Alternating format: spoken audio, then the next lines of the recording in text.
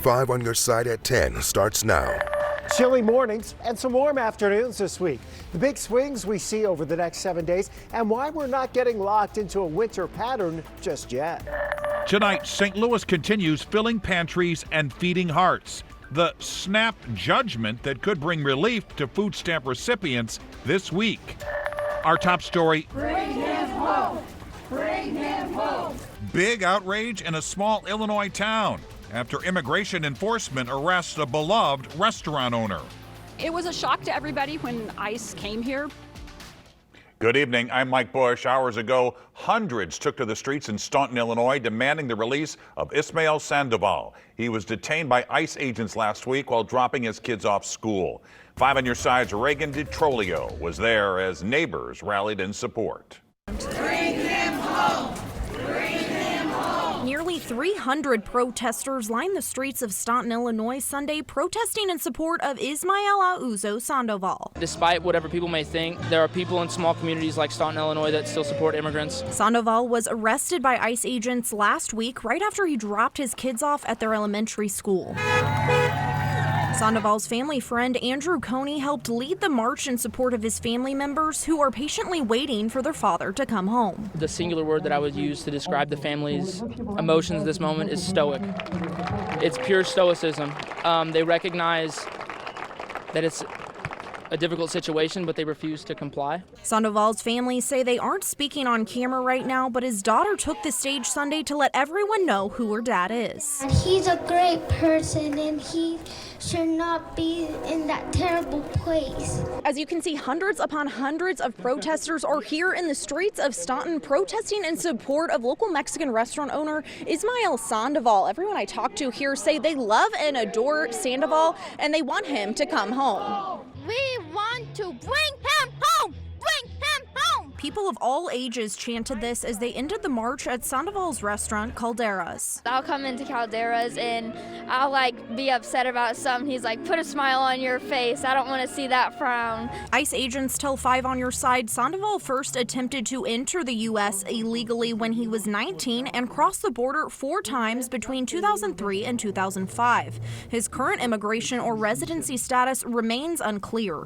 It was a shock to everybody when ICE came here because we just don't think about those kind of problems. That sounds like a big city problem to us, and we live in our little bubble. But it's great to see all these people turn out in support. Reporting in Staunton, Illinois, I'm Reagan DiTrolio, 5 on your side.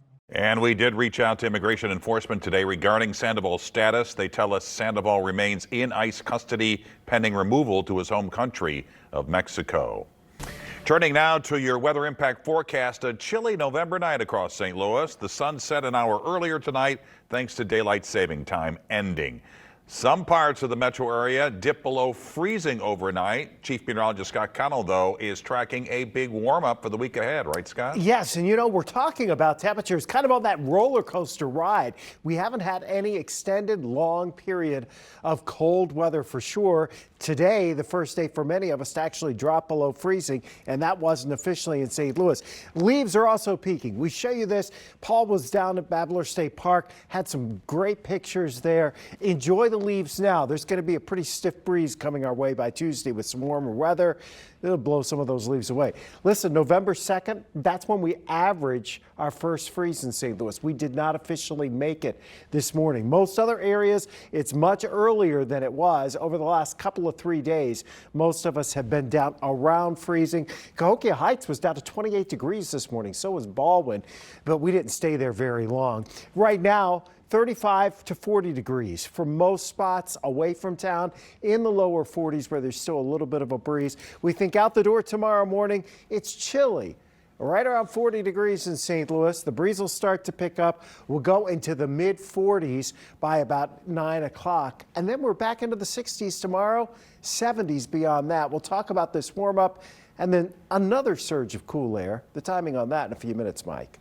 Tonight, St. Louis police believe multiple drivers hit and killed a man along I-64 and then didn't stop. The man was found dead just before midnight in the eastbound lanes near Market Street in Midtown. His identity has not been released.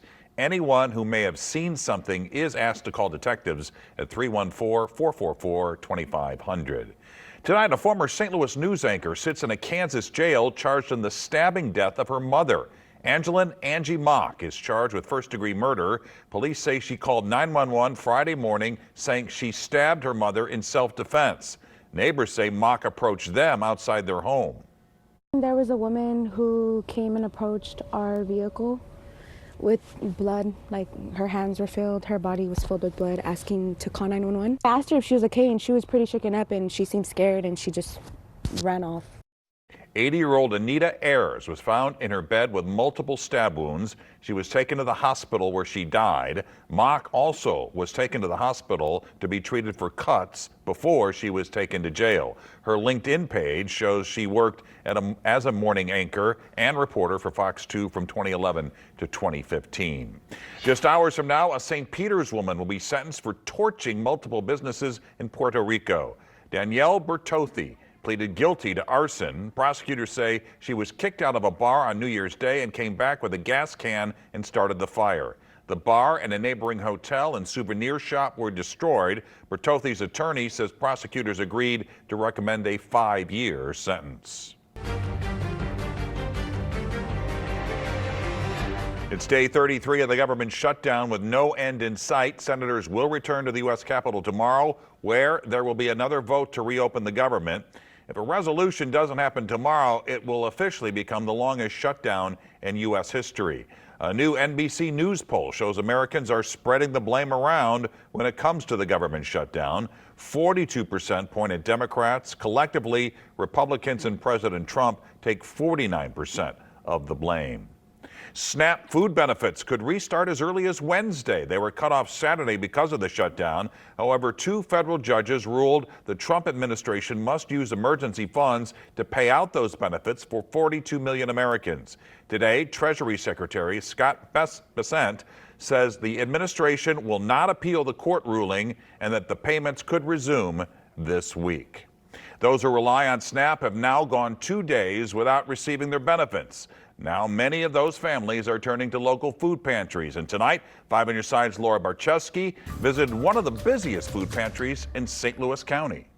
All right, I think you just put this right over here. Donations continue to roll in for food pantry suppliers like Operation Food Search after families stopped receiving SNAP benefits this weekend. One food drive alone last week on Wednesday at the City Foundry, we brought in 13,000 pounds. But the need is going up just as fast as they can restock the shelves. The average family receives $370 a month in SNAP benefits. And if we look across the country, at the folks that are receiving food assistance, about 90% of it comes from SNAP benefits. 10% comes from the food that food banks and food pantries distribute. Operation Food Search is expanding and increasing their reach right now to try and fill the gaps while serving 170 pantries and 350 schools. Our Metro Market program, which is basically like a mobile farmers market, we had fortuitously decided just recently to go year-round with that program. We also are increasing the amount of food that we're distributing to our partner pantries. One of those partner pantries is Rittner Co-Care Food Pantry in St. Louis County, where they've already seen an increase in need, serving more than 200 families on Wednesday. Around 35 of them had never been in before. We're a free choice pantry, and that means clients can shop our aisles and choose the items that best fit their family's needs. But if you had asked 2 weeks ago, people would have received more food. I had to start restricting food last week. I'm here at Rittner Co-Care Food Pantry, where they need a lot of family-friendly items. They serve a lot of families with kids. Things like cereal, things that kids can make themselves, are a big need right now. We need volunteers. We need monetary donations. I would urge our government to compromise and to end this shutdown because the people that are paying for this are children, and they're going to go hungry. Reporting in St. Louis County, Laura Barczewski, 5 on Your Side. Both Operation Food Search and the Rittner Co-Care Pantry still need donations. Just click on this story in the As Seen on TV section on KSDK.com to learn how you can help. Tonight, Faith is helping feed the 600,000 Missourians who rely on SNAP benefits. St. Louis Archbishop Mitchell Rosansky is calling on parishes to organize emergency food drives. This time provides the opportunity for us to unite together for a common purpose to help our brothers and sisters, neighbors in need. Donation boxes will be stationed at parishes through November 9th. They're collecting canned goods, other non-perishable foods, and baby formula. For a full list of all the organizations collecting and distributing food, you just text the word food to 314-425-5355 and we'll send you a link right to your phone. Scouts Honor. They are motivated, they're dedicated. Tonight, meet the three sisters redefining a boys' club with an eagle eye to reach the top and make history. It makes me feel proud of the work that me and my sisters did together. We remain dry for most of the week. There is one rain chance, though, that we're tracking. Why it looks unimpressive when it comes to rainfall totals. Making a Difference is sponsored by Midwest Bank Center.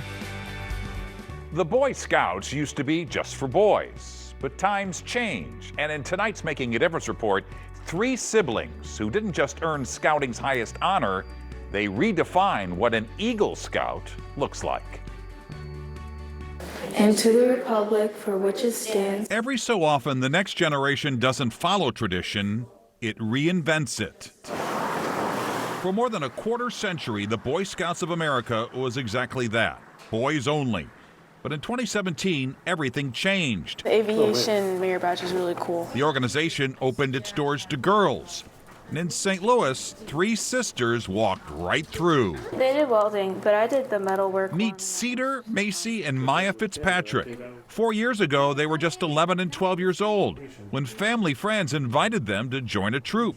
It took me a second to feel comfortable, but the activities we did matched my personality a lot, and I actually really enjoyed it. Woo! Now she's just like, yep, I got those. There was rappelling from tall trees, to Klondike sled racing, and of course, the camping trips.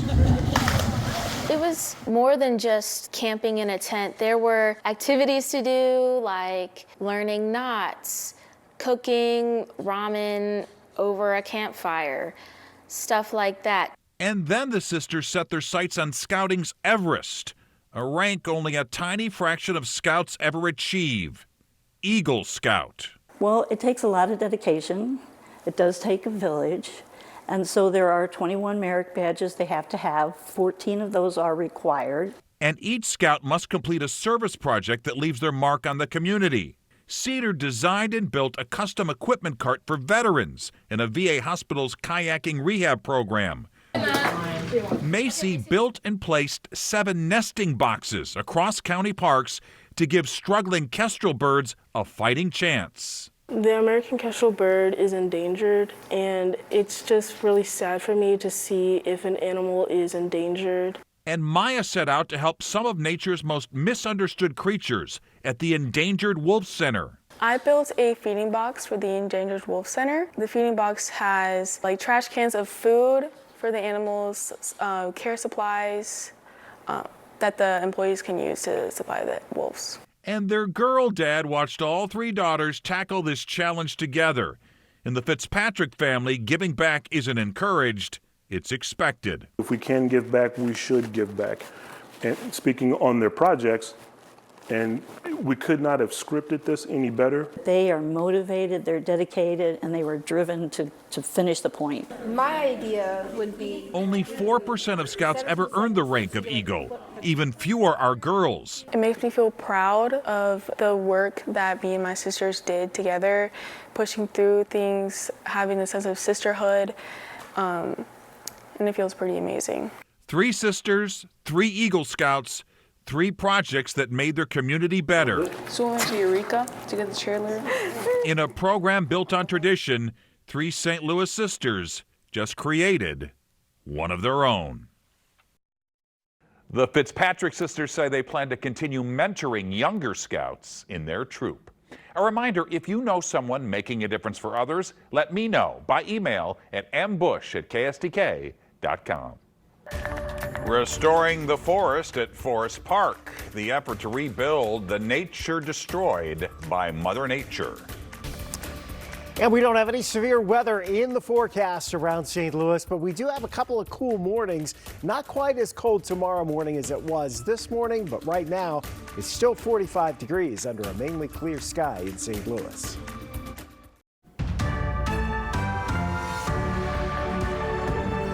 A rare hands-on history lesson this weekend at the St. Louis Kaplan Holocaust Museum. The museum brought out items not usually on display. These artifacts are hand-selected to go with the theme of each exhibit. Among them, a German military helmet, a yellow star Jews were forced to wear, and a book showing how deeply ingrained Nazi propaganda could get.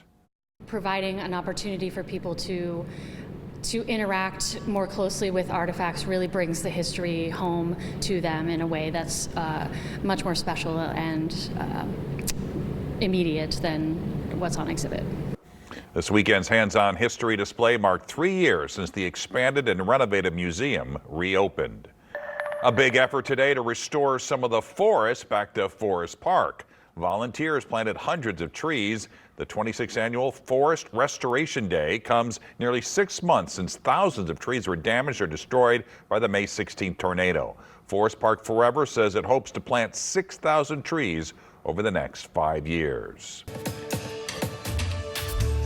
Well, we set back the clocks this weekend as daylight saving time ended. The extra hour of sleep you got last night means the sun set an hour earlier tonight, and sleep experts say the shorter days are actually better for your health. This change from daylight savings time back to standard time is the better change for our sleep. Scientists and researchers and clinicians in the sleep world and the circadian rhythm world all agree is the better time for our bodies. If your sleep is messed up, experts suggest only going to bed once you're feeling sleepy. Chief Meteorologist Scott Connell joined us now with the weather impact forecast, and we're talking about a warm-up this week, right, Scott? You know, temperatures today struggled to get above 50 for some of us. Tomorrow, we're looking at temperatures in the 60s, and we're cracking 70 degrees here on Tuesday. So warmer weather is on the way. We still have cool temperatures out there tonight. Some of our outlying areas have already dropped back into the 30s. Again, right at 45 in St. Louis. I think the outlying areas 35 to 40 degrees. Locally, it'll be a little bit cooler. The fog should be more limited tomorrow in the valley locations versus as widespread as it was this morning, which means we'll get off to a brighter start sooner tomorrow. So today's high was 53. Tomorrow we'll be there at 10 o'clock, 61 at 1 o'clock. We should be in the low 60s tomorrow afternoon, and it should be a pretty nice day. Not all that much wind. Look at Tuesday. We're up to 70, 73 on Wednesday. It's slightly cooler for Thursday, but Friday we're close to 70. And the next surge of really chilly air arrives towards the end of next weekend. Timing on that, well, there's a front that's going to come through, and it may give us our only rain chance for the week ahead. One rain chance that we have on our radar at this point. It's overnight Thursday night into early on Friday morning.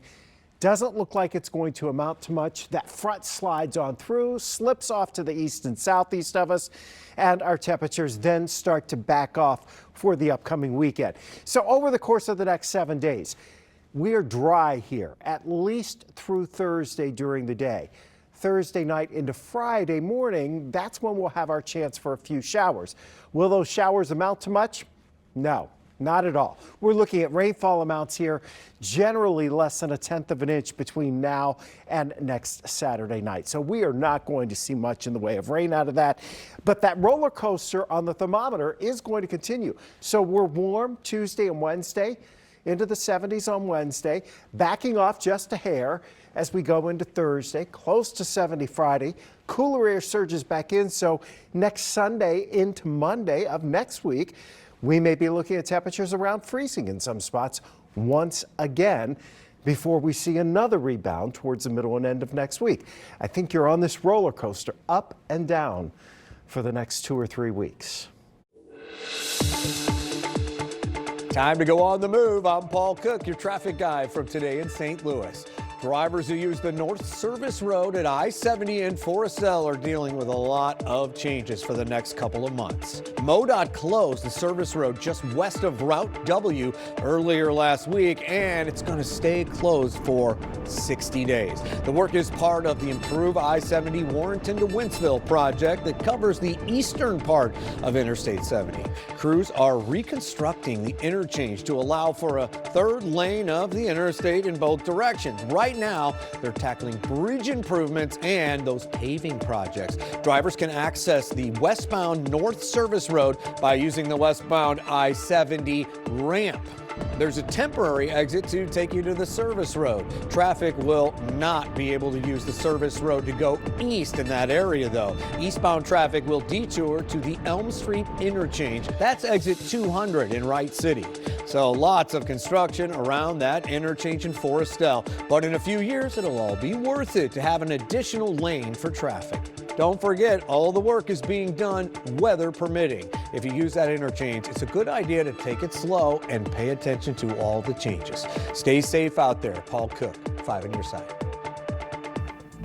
Penny pinchers, the change in change policy at a popular fast food restaurant. You may not get exact change the next time you pay for your order at McDonald's. It's all because the U.S. will no longer mint pennies. Fast food giant says some restaurants may round up or down to the nearest nickel if cash-paying customers don't have exact change. A test run was held this weekend for the 99th annual Macy's Thanksgiving Day Parade. Balloon handlers practice with the big balloons that will be marched down the streets of Manhattan later this month. They include Super Mario, Pac-Man, Buzz Lightyear, and Shrek. Of course, you can watch the parade Thanksgiving morning right here on 5 on Your Side.